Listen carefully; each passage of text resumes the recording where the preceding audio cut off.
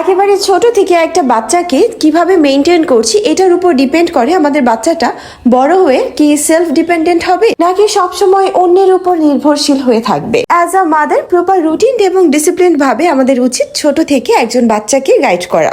Hello আপুরা, আসসালামু আলাইকুম। বেশ সকাল সকাল রোজকার মতো ঘুম থেকে উঠে গিয়েছি।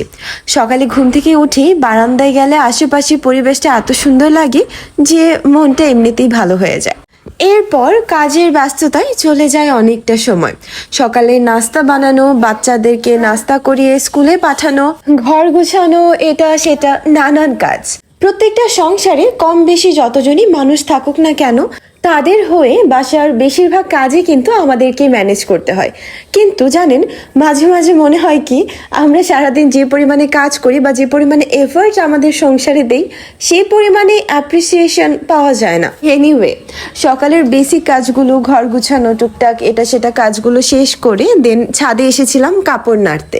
সকালবেলা যখন কাপড় নাড়তে এসেছি তখন তো ওয়েদার বেশ ভালোই ছিল, কিন্তু কাপড় নিয়ে বাসায় এসে জাস্ট আয়রানকে ঘুম পাড়িয়েছি এমন টাইমেই দেখি বাইরে আকাশ পুরো মেঘলা হয়ে গিয়েছে, অলরেডি ফোটা ফোটা বৃষ্টি পড়া শুরু হয়ে গিয়েছে। আর এরই মধ্যে চলে আসলো আমার ওনার ফোন কল।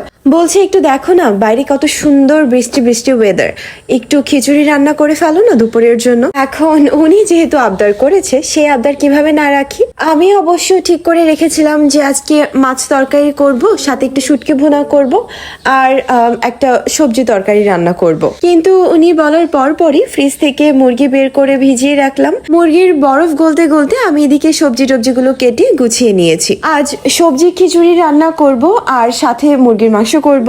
জানো আপুরা, আমার না রান্না করতে বেশ ভালো লাগে, আর সেই রান্নাটা যদি হয় আমার ওনার আবদারের, তখন মনে হয় রান্না করার আগ্রহটা আরো বেড়ে যায়। আপনাদের অনেকেরই একটা খুব কমন প্রশ্ন থাকে যে আপু তোমার বাসায় তো তুমি ছাড়া আর অন্য কেউ নেই, তো তুমি যখন রান্না বান্না করো বা ঘরের কাজ করো তখন আয়রানকে কে দেখে রাখে?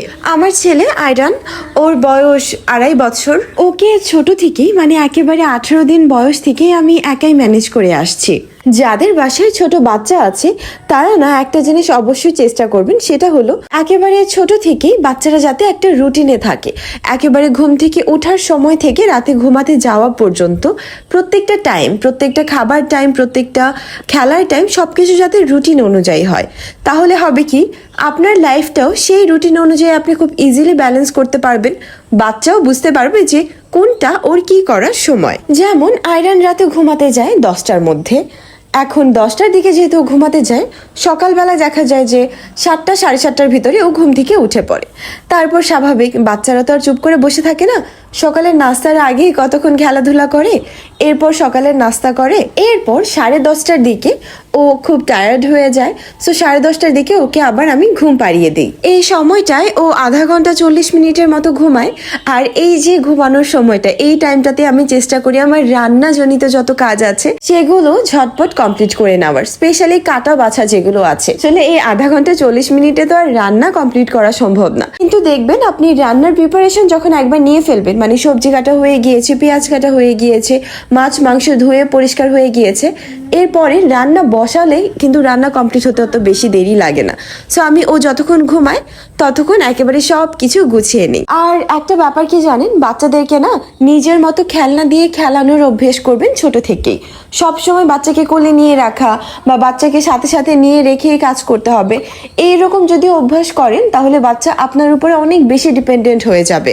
আমাদের প্রত্যেকটা মায়ের উচিত বাচ্চাদেরকে ছোট থেকে আত্মনির্ভরশীল করে গড়ে তোলা। আর দ্বিতীয়ত, সারাক্ষণ বাচ্চাকে কোলে নিয়ে রাখা বা বাচ্চার সাথে সাথেই থাকা ব্যাপারটা প্রথম দিকে হয়তো খুব ভালো লাগতে পারে, ভালোই লাগে বাচ্চার সাথে অনেকটা সময় কাটাচ্ছি, কিন্তু ধীরে ধীরে যখন আপনি আপনার নিজের জন্য একেবারেই সময় বের করতে পারবেন না, দেখা যাবে অ্যাজ আ মাদার আপনি নিজে ডিপ্রেসড হয়ে যাচ্ছেন। আর সেটা কিন্তু আপনার এবং আপনার বাচ্চা দুইজনের একজনের জন্যও একেবারেই ভালো না। এনিওয়ে, দেখেন কত গল্প করে ফেললাম, গল্প করতে করতে এদিকে আমার রান্না বান্না শেষ। আমার ভিডিও যদি আপনাদের কাছে ভালো লেগে থাকে তাহলে অবশ্যই আমার চ্যানেলটাকে সাবস্ক্রাইব করবেন এবং লাইক কমেন্টও অবশ্যই করবেন।